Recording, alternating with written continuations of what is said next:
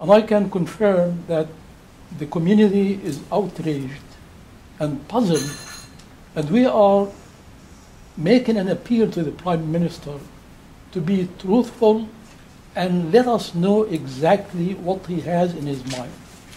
So the question here is there a hidden agenda against Muslims in this country? What have we done? I'm a Muslim, and I'm proud to be a Muslim. But I'm also a very good Canadian, and I'm very proud to be that way. What is the guarantee that someday, for example, I won't just disappear or won't be stopped? I have a good career here. Who knows? I will go back home to see my parents, and I come back and that's it. So even colleagues of mine, people in the community, people in the masjid, mosques, in private conversations, have a lot of fear in them that end of the day, they don't feel they have rights because they can be arrested without any charge any day. The only way that we're going to make that change in their lives is to have our government take that step back from the knee-jerk reaction to 9/11 by the violation of human rights that is ongoing, and it has to do that in a very, very public way. I think it's very clear what needs to happen to dispel that fear. It is action.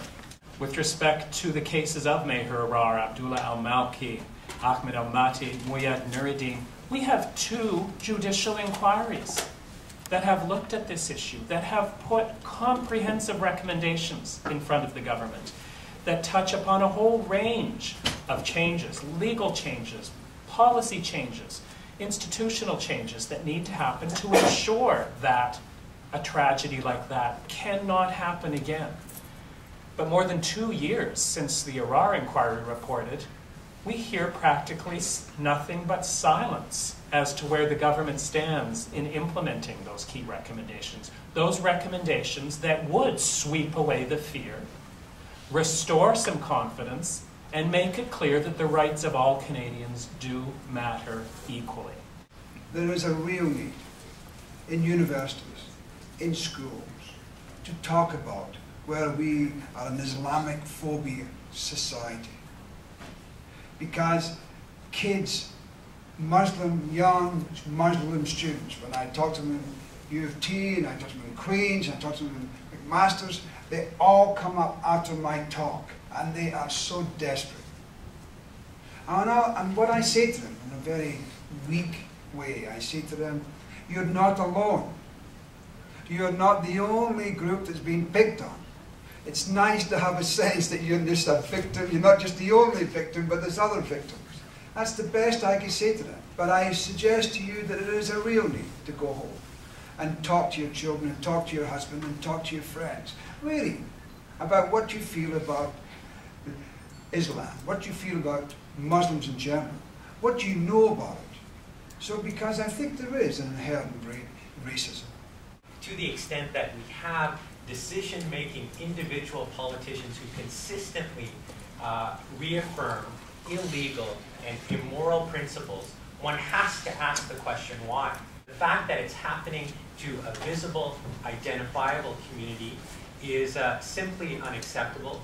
It's repeated, and it's just as a question of fact, these kinds of cases that are coming about, these very high-profile cases, that these individuals are Muslim, that they're Arab, that in Mr. Abdulrazik's case, he's black, born in Africa. These are not coincidences, because we have analogous situations where people are not Muslim, are not black, and are not cast under this suspicious web of being implicated in some kind of terror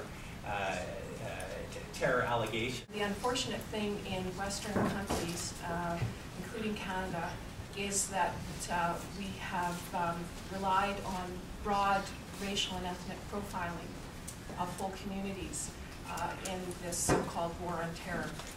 And the irony is that the most integrated, most well-integrated of the community into Canadian society are the very profile that our security agents are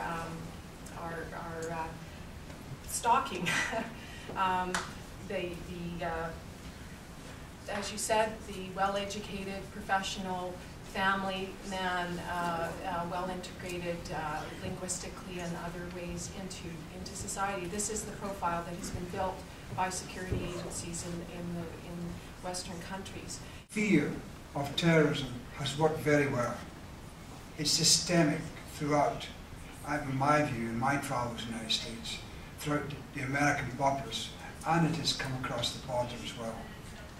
And as a trial lawyer, what I would say, what I've always said is, let's give these people fair trials, so that we, the Canadian public, you, the US public, can make an informed determination the extent to which there really is a terrorist problem, and what is it meant by a terrorist problem. We don't get that. Terrorist trials are rare and few and far between. There's been over 800 people detained at Guantanamo Bay. Over 260 of them, or 230 to 260 are still there. So hundreds were let go. These are, and quietly and silently. Why was that? These are supposed to be the major terrorists, the worst of the worst. We have bought in to the war on terror, the fear of terror, and without making our governments accountable to show us by having real trials and real evidence so we can make an informed judgment.